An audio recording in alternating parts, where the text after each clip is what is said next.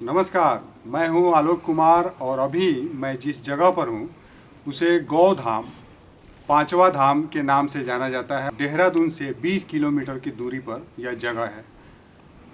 आपने सुना होगा चार धाम के बारे में बात की जाती है सनातन में, हिंदू धर्म में जो चार धाम है और उनके प्रति जो है ज़्यादा जो श्रद्धालु मिलेंगे सनातन से जुड़े हुए, उनकी श्रद्धा बहुत देखी जाती है।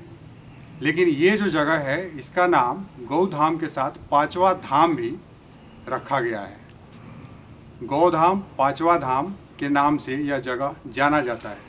देहरादून से 20 किलोमीटर की दूरी पर यह जगह, हम जो बात करने जा रहे हैं इस जगह से जुड़े हुए हैं और इनका जो नाम है, सबसे पहले हम इन्हीं से जानेंगे, पूछेंगे और फिर इस जगह के बारे में हम आपको बहुत कुछ बताने की कोशिश करेंगे। सबसे पहले आप अपना नाम बताते हैं हमारे दर्शकों। नमस्कार, मैं विक्रम गोयल, गौधाम पांचवा धाम संस्थापक। इस जगह को हमने कोशिश की है चारों धाम यात्रा से जोड़ने की। जो भी आस्था मतलब जो भी यात्री चार धाम यात्रा के लिए आए हैं तो वो यहाँ पे ज़रूर आए। और यहाँ पे हमने स्टे के लिए भी व्यवस्था की गई है। जो भी फैमिली यहाँ पे आए, गौ सेवा करना चाहें तो वो अपने बच्चों के साथ यहाँ पे रुके और गौ सेवा करें। हम आगे आपको इस जगह के बारे में और कुछ जो बताएंगे, उससे पहले हम इनसे जानने की कोशिश करेंगे कि ये जो जगह है पांचवा धाम, गौ धाम पांचवा धाम, इसकी जो विशेषता है वो बताएं हमारे दर्शकों को। वैसे तो हमें देखने में यहाँ बहुत कुछ, काफ़ी कुछ ऐसा लगा कि जो शांति है यहाँ आने पे अपने आप प्राप्त होती है। वो शांति का जो माहौल है, आपने ये जो कुछ भी क्रिएट किया हुआ है यहाँ, क्या इसके पीछे की वजह है ये बताएं। एक तो ये जो जगह है बिल्कुल शांतिप्रिय जगह है, राजा जी नेशनल पार्क के साथ में ही है। तो यहाँ तक पहुँच जो भी लोग, हमारे साथी लोग पहुँचते हैं या जो गौ सेवक पहुँचते हैं, उनको हाथी और हिरन वगैरह के दर्शन तो वैसे ही हो जाते हैं गौ माता से पहले। और जंगल सफारी पास में है, शाकंभरी देवी माता का मंदिर पास में है और देहरादून का शिवालिक पहाड़ियाँ के बीच में, मतलब पहाड़ियाँ के बीच में है ये जगह। और हमारा औचित्य मेन तो ये है कि आने वाली जनरेशन में गौ माता के प्रति आस्था जगाना है, यही हमारा पहला मकसद है। और हमारे यहाँ पे जो भी गौ लावारिस गाय आती है उसको हम डॉक्टरी इलाज से सही करके दूध वाली गाय बनाया जाता है। और जिसको भी गौ पालना हो तो हमारे को मजबूर गाय या लावारिस गाय दें और स्वस्थ गाय हमारे से लेके जाके और गौ सेवा करें। इस जगह के बारे में हम आपको और कुछ बताएं, उससे पहले हम यहाँ का जो सीन है वह दिखाने की कोशिश करेंगे। हम जिस जगह पे बैठे हैं इस जगह को आप दिखाने की कोशिश करें। यहाँ जिस तरीके का जो एक माहौल है, इसका पूरा का पूरा जो सीन है, दृश्य है, वह सब कुछ हमारे दर्शक देख सकते हैं। आप दिखाने की कोशिश करें और फिर हम चलते चलते बात करेंगे जो यहाँ के बारे में और कुछ भी, सब कुछ हम आपको घूमते हुए दिखाने की कोशिश करेंगे। आप देखते रहिए। यहाँ पे आप देखें जैसे जो घाट होता है, बहुत पहले गांव में ये सब कुछ देखा जाता था। ये लगभग यही दृश्य हुआ करते थे, घाट हुआ करते थे। अब ये सब जो है धीरे धीरे गायब होते जा रहे हैं। लेकिन ये जो जिस तरीके का आपने यहाँ का जो माहौल क्रिएट किया है, जैसे आप चाहते यहाँ पे तो लोहे का भी बहुत कुछ बाड़ वगैरह ये सब लगा सकते थे, लेकिन आपने यहाँ जो बनाया हुआ है ये बांस से, लकड़ियों से, क्या है इसके पीछे की? यही है कि जो कंक्रीट के जंगल में रह रहे हैं लोग, शहरों में रह रहे हैं, वो यहाँ पे आके गौ सेवा के साथ साथ इस नेचर का भी लुत्फ उठाएं। यही मेन मकसद है। वो एक दिन के लिए आए और 3 दिन रह के जाएँ यहाँ पे। ये इसलिए हमने एक कॉटेज, जो गौ सेवक आए हैं उनके लिए कॉटेज बनाई हुई है। एक कॉटेज उधर है और कुछ कॉटेज उधर है। यहाँ पे आपने जिस तरीके का जो बाड़ लगाया हुआ है, यहाँ पे आप चाहते तो लोहे का बाड़ भी लगा सकते थे, लेकिन ऐसा लगता है कि इसे देख के कि पूरी तरीके से जो एक प्राकृतिक रूप का जो माहौल एक होता है, उस तरीके का आपने प्रयास किया है इसे तैयार करने के लिए। और आज के टाइम में देखा जाए तो खर्च भी काफ़ी पड़ता है, क्योंकि लेबर कॉस्ट वगैरह भी बहुत बढ़ जाता है। आखिर ये प्रयास आपने क्यों किया है? अब देखा जाए तो पिछले 5-7 साल में बहुत फ़र्क आया है। नेचर के प्रति लोगों का झुकाव हुआ है। आपने देखा होगा प्लेन में घूमने के लिए टूरिज्म के हिसाब से कोई नहीं जा रहा, सब पहाड़ों में जा रहे हैं, यानी नेचर के शौकीन हैं लोग। तो हमने नेचर से जो लोग प्यार करते हैं वो गौ सेवा भी करते हैं, जो नेचर से प्यार करते हैं वो गौ सेवा भी करते हैं। तो इसलिए हमने नेचर के प्रति ये हमने बांस की बाड़ लगाई है यहाँ पे, जो आप देख रहे हैं इस साइड में भी और ये भी। हम आगे चलते और चलते दूसरा हमने और यहाँ इसके पे बारे में सब कुछ जो है हम जो भी हमारे यहाँ पे जो ये सब्जियां वगैरह उगाई जाती टोटल ऑर्गेनिक है। जो गौ से जो गोबर मिलता है उसी के खाद से हमारी सब्जियां ऑर्गेनिक है टोटल।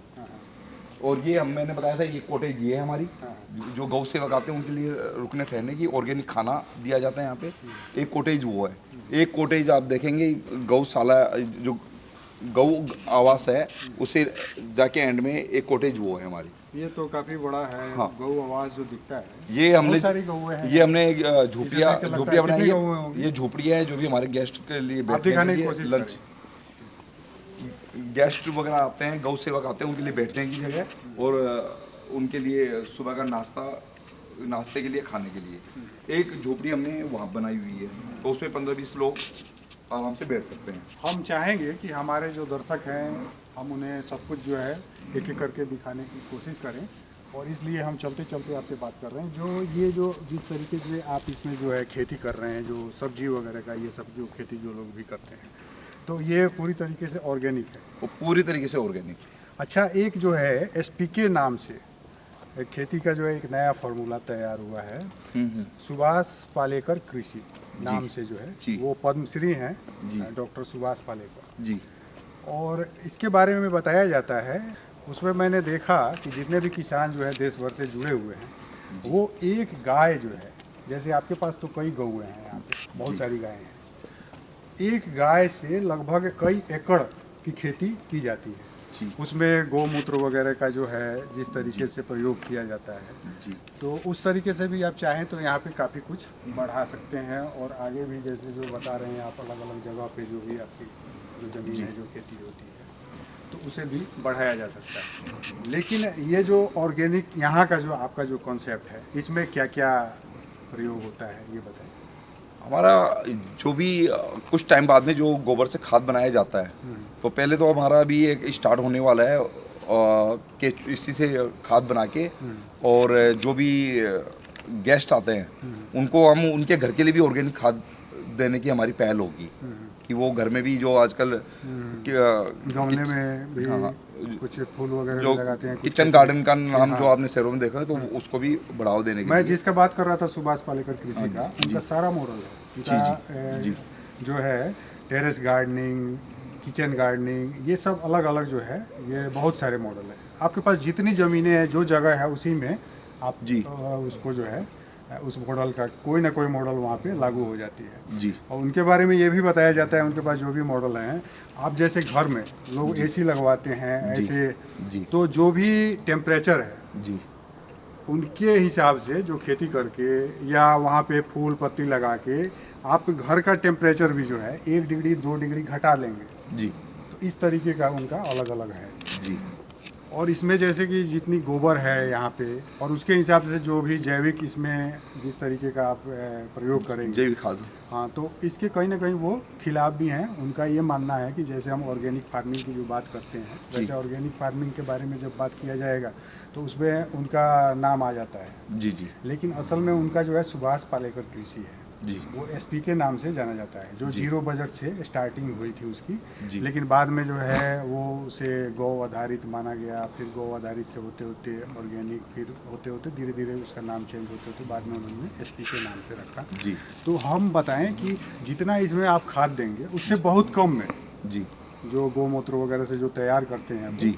जीवामृत नाम रखा है जी। उन्होंने, जी। तो बहुत कम में और ज़्यादा खेती की जा सकती है, जी। और इससे ज़्यादा फसल भी होंगे। जी। जी। तो जो पैदावार होंगे वो ज़्यादा होंगे। फिर हम यहाँ के बारे में और आप दिखाना चाहें जो बताएं हमारे दोस्त। एक तो ये कॉटेज हमारी जो गौ सेवक आते हैं उनके लिए, तो यहाँ पे 15 से 20 लोग आराम से यहाँ पे स्टे कर सकते हैं।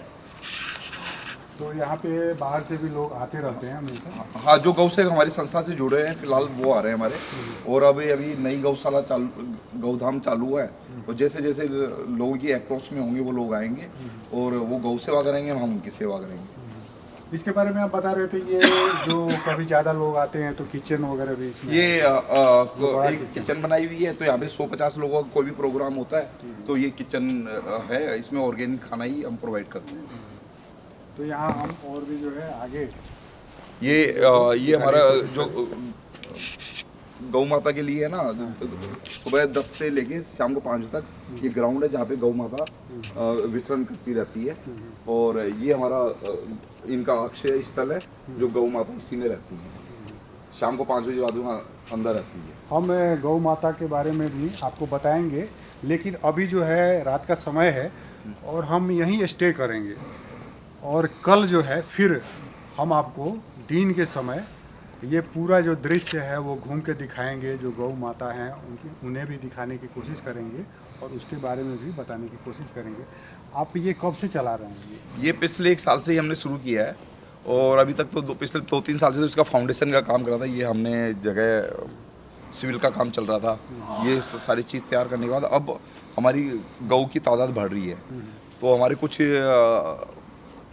मॉडल तैयार किया है कि गाय को कैसे बढ़ाया जाए। हम इधर आए आगे बढ़ते हुए और फिर हम अपने बच्चों को और भी जो कुछ, जैसे यहाँ लाइटिंग का जो आपने व्यवस्था किया हुआ है, ये हमने सोलर लाइट लगाई है, हाँ। तो शाम होती है और ये लाइटें जल जाती हैं। और आगे भी हमारा प्लान है और मोदी जो चाहते हैं उसी पे हम भी चाह रहे हैं कि यहाँ पे हम सोलर लाइट से ही हमारी पूरी संस्था चलाएं। ये सेंसर वगैरह भी है। हाँ, ये सोलर लाइट है। आने के बाद जो है ये खुद जलने लगता है। हाँ जी, हाँ जी। और आने वाले टाइम में हमारा सारा यहाँ पे सोलर से ही होगा। तो अभी जो है लाइट यहाँ पे हमेशा रहती है? नहीं, लाइट यहाँ पे 24 घंटे में 20 घंटे लाइट रहती है। और जैसे कभी लाइट कट जाए तो बाकी तो ये है नहीं, लाइट कट जाए तो हमारे पास इन्वर्टर भी लगा रखे हमने कॉटेज वगैरह में, और जनरेटर भी हमारे पास है, तो सुविधा सारी है हमारे पास। कुल मिला के यहाँ पे जैसे कितने लोग एक बार में, जो जैसे कोई इवेंट वगैरह हो? इवेंट जैसे किसी का भी जन्मदिन होता है, मेरे घर में वो जन्मदिन होता है, हम लोग यहीं पे जन्मदिन मनाते हैं। किसी की शादी की सालगिरह है, वो यहीं मनाते हैं। तो हम चाहते हैं कि हम गौ माता के साथ में ही कोई भी इवेंट करें। अभी नया साल का इवेंट था, वो हमने गौ माता के साथ ही 3 दिन रह के मनाया। 25-30 लोग हम थे। तो हमारा साल में 4 से 5 इवेंट ऐसे होते हैं। हम यहाँ रहते हुए कल फिर आपको इस जगह के बारे में दिखाने की कोशिश करेंगे, बताने की कोशिश करेंगे। और आज चूँकि रात हो गया है और अभी का जो टाइम है, हम लोग अभी यहाँ जो है डिनर करेंगे साथ में, और इसके बाद जो है कल फिर यहाँ के बारे में और इससे जुड़े हुए जो भी जगह हैं उसके बारे में आपको दिखाने की कोशिश करेंगे। आप देखते रहिए। ये जो गायें हैं इनके बारे में क्या बोलेंगे, क्योंकि यहाँ अलग अलग नस्ल की गायें हैं, तो इनके नस्ल के बारे में कुछ बताएं। हम यहाँ पे जो मैक्सिमम जो हमारी हिंदुस्तान के कल्चर में देसी गाय जिसको बोलते हैं हम, गौ माता, उन्हीं का पालन पोषण करते हैं। जो लावारिस गाय है, कोई बीमार गाय है, उनको हम लाते हैं और डॉक्टर के माध्यम से उनका इलाज होता है, और ऑर्गेनिक ही उनको सब्जी वगैरह, चारा वगैरह देके, और बहुत बढ़िया उनका खान पान रखते हैं हम लोग। जो ये गाय आप देख रहे हैं, ये सब बीमार गाय आई थी, जिसको 6-6 लोग उठाने से खड़ी हो पा रही थी। आज वो तंदुरुस्त है। ऐसी गाय आपको किसी किसान के यहाँ भी दिखाई नहीं रही। जैसे ये गाय है, आप देखो, ऐसे तंदुरुस्त गाय आपको किसान के यहाँ भी नजर नहीं आई। यानी जब ये आई होंगी उस टाइम बीमार होंगी? बिल्कुल बीमार। जब गाड़ी से इनको उतारा गया तो 6-6 लोग उठा रहे थे, तो उठ पा रही थी गाय। और उसके बाद में आज ये गाय है, और साफ़ सुथरी गाय है। आप गौशालाओं के नाम से है ना, लोग वहाँ ये होता है भाई खाली चंदा दे दो और मिस यूज होता है। लेकिन हमारी यहाँ पे सबसे पहले कॉमर्शियल एक्टिविटी नहीं हो रही, और दूसरा यहाँ पे गाय उतनी रख रहे हैं जितना हम उनको बढ़िया ट्रीटमेंट दे पा रहे हैं, सही रूप से देख रेख हो सके। और तो आप जो कोई भी गाय आपको ऐसे देख के नजर नहीं पता आएगी। लग जाता है। आप जो भी गाय हैं यहाँ पे उन्हें देखिए, और ये सभी देसी नस्ल हैं। और ये कौन सी नस्ल है? ये राठी, जो हरियाणा से होती है, राठी गाय है। ये कौन सा? और ये गीर है, गुजरात में जो गीर पाई जाती है ना, सबसे बढ़िया, जिसमें B12 विटामिन B12 पाया जाता है। और उधर भी राठी हैं कुछ, थार एक ग्रेड है, वो है। और इन्हें जो आप जैसे जो भी चारा वगैरह जो खिलाते हैं, तो उसमें ऐसा है कि आप जो है इन्हें गाजर और ऐसे ऐसे कुछ मतलब जो भी हैं सीजनेबल सब्जियां आती हैं वो इनको चारे के साथ मिल जाता है। हम समझते हैं कि जो पैक्ड फीड आता है उसकी बजाय हम नेचुरल इनको खान पान दिया जाए, ये इनके रहने के लिए जो जगह है ये सब। इनको सर्दी ना लगे इसलिए हमने नेट की व्यवस्था करी गई है जिसपे ये खड़ी रहता है। आप ये दिखाएं, एक यहाँ पे गाय आ रही ये दिखाएं। और हम चाहेंगे कि ये पूरा का पूरा यहाँ का जिस तरीके से इनका रखरखाव के लिए ये बच्चे हैं, सब कुछ हम दिखाएं।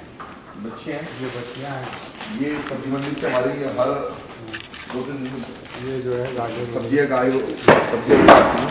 ये चावल वाली सब्जियाँ। इससे क्या फ़ायदा होता है? जैसे आपने ये जो गाजर और गाजर कुछ सब्जियाँ तो गाय के लिए बहुत ही बढ़िया होती है, दूध गाढ़ा होता है और विटामिन ई वगैरह इससे मिलता है और बड़े शौक से गाय इनको चारे के साथ खा पाती है। तो यहाँ पे ये हमारा चारे के लिए जो में भूसा होता है, भूसा है जो हम साल का एक बार ही हम स्टॉक कर लेते हैं जब भी। तो यहाँ हम इस तरीके से ये दिखा रहे हैं जो पूरा का पूरा ये जो गौधाम का जो गौशाला है वो दिखाते हैं। और गौधाम को जो जैसे कि यहाँ पे पांचवा धाम के नाम से जाना जाता है, तो उसके बारे में बताएंगे। ये सब कुछ आपने कैसे फैसला किया इसको, जो पांचवा धाम का जो नाम? नहीं, मेरे हिसाब से तो इसका पहला धाम होना चाहिए था नाम, क्योंकि सारी देवी देवता तो हमारी गौ माता में वास करते हैं। तो लेकिन 4 धाम पहले से प्रचलित है तो हमने इसका 5वां धाम रखा है। जो भी 4 धाम यात्रा पे जाएं तो यहाँ की यात्रा गौ सेवा जरूर करें। तो हम आगे जो है और भी कुछ यहाँ से जुड़े हुए जो जगह है उसे हम दिखा रहे हैं। ये जो जगह है इसके बारे में और आप क्या बताना चाहेंगे जो हमारे दर्शकों को जानना चाहिए? अभी हमारा आगे का ये है कि इस गौधाम 5वां धाम के लिए साथ में हम वृद्ध आश्रम का सोच रहे हैं। यदि वो ऊपर वाले के हाथ में है कितना सक्सेस होंगे तो कोई भी सीनियर सिटीजन है वो यहाँ पे रहे, गौ सेवा करे और गौ माता उनकी सेवा करेंगे। तो हम उनको सारी हर चीज़ प्रोवाइड कराएंगे यदि कोई भी सीनियर सिटीजन यहाँ पे रहना चाहे। तो एक तो हमारा ये है। दूसरा है कि हमारे जो गौ माता से गोबर मिलता है उसकी लकड़ी बना के हम शमशान घाट हैं जो भी नियरेस्ट होंगे आसपास में होंगे उनको हम शमशान घाट को दाह संस्कार के लिए लकड़ी फ्री प्रोवाइड करवाएंगे, जिससे हमारे सनातन धर्म में उसका भी बहुत महत्व होता है। तो जो अंतिम संस्कार है, अंतिम संस्कार में पवित्र उपलों से उसका दाह संस्कार हो।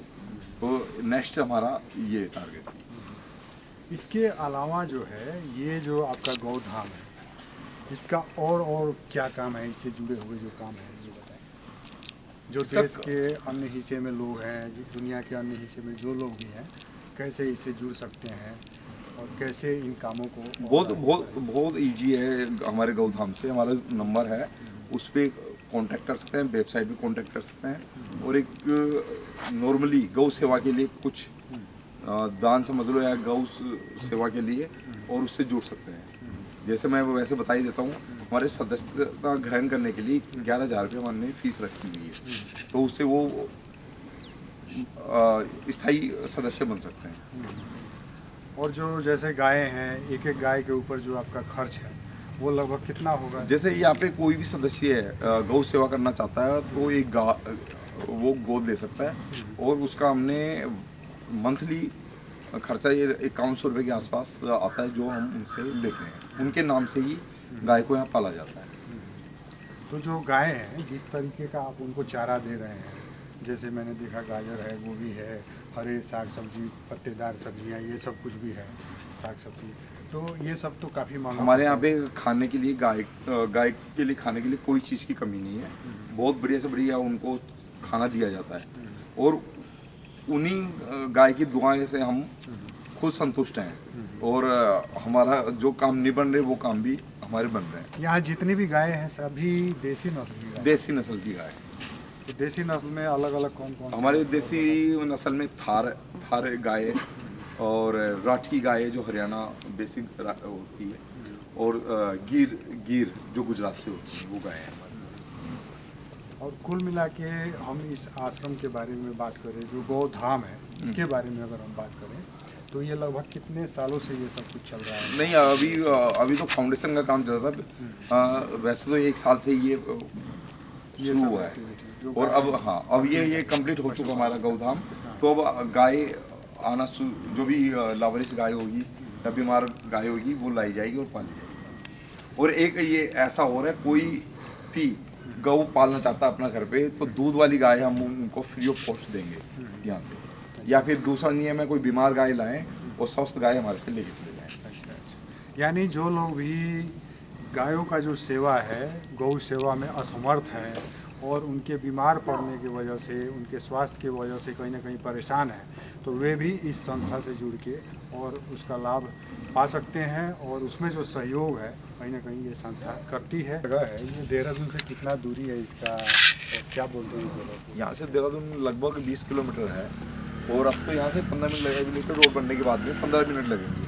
और यहाँ से जो देहरादून सहारनपुर हाईवे है वो लगभग 500 मीटर पे है। और ये आप देख रहे हैं, ये फॉरेस्ट है सारा आगे सामने, राजा जी नेशनल पार्क।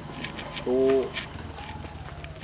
मतलब यहाँ पे शाम के टाइम आप 6-7 बजे जाएंगे तो हिरन, हाथी वगैरह नज़र आ जाएंगे आप। और ये हमारा गौधाम है, गौधाम 5वां धाम। तो यहाँ पे जो आपने जो लिखा ये 5वां धाम श्री गौधाम, इसके बारे में तो हम लोगों ने बात किया, 5वां धाम नाम रखा आपने, क्यों रखा, लेकिन साथ साथ ये भी बता दूं कि अभी तक जो लोग भी यहाँ पे आए, कैसे कैसे लोग आए और उन लोगों का क्या अनुभव रहा, थोड़ा आप अपने शब्दों में। यहाँ पे यहाँ की जो लोकल सांसद हैं वो भी आए, यहाँ पे एमएलए वगैरह भी, वीआईपी लोग, और जनरल हमारे फ्रेंड सर्कल में। सबसे पहले तो हम अपने फ्रेंड सर्कल में जो लोग हैं या हमारे रिलेशन में उन्हीं को ला के जोड़ रहे हैं, और काफ़ी लोग आ भी रहे हैं और संतुष्ट भी हैं, और उनको बहुत आनंद महसूस हुआ यहाँ पे जो भी आए हैं यहाँ पे। कैसे मन में आया आपको ये कॉन्सेप्ट जो है? ये तो हमारे बाबूजी की तमन्ना थी कि हम लोग इधर उधर ना भटके और गौ सेवा करें। पहले से भी आप लोग गौ सेवा करते हाँ, पापा जी ने गांव में रहते हुए गौ सेवा बहुत करी। कितनी क्या ठीक है? और हमने तो गांव में गाय हमने अपने घर में रखी है गाय, एक पीढ़ी से दूसरी पीढ़ी, तीसरी पीढ़ी, मतलब गाय कंटिन्यू रखी है हमने जब तक गांव में रहे। तो यानी मतलब साफ है कि जो कल्चर है अपनी, जो सदियों से चलती आ रही है, उसे बनाए रखा जाए, तो उसी के संबद्ध एक यह प्रयास है, और कहीं ना कहीं यह प्रयास आपका जो है सार्थक दिशा में जा रहा है, और आप पूरी तरह से सफल हो, आपका प्रयास सफल हो। हमारे देशवासी जो है गाय के बारे में, गौ सेवा के बारे में, इसके महत्व के बारे में जाने। आप देखते रहिए।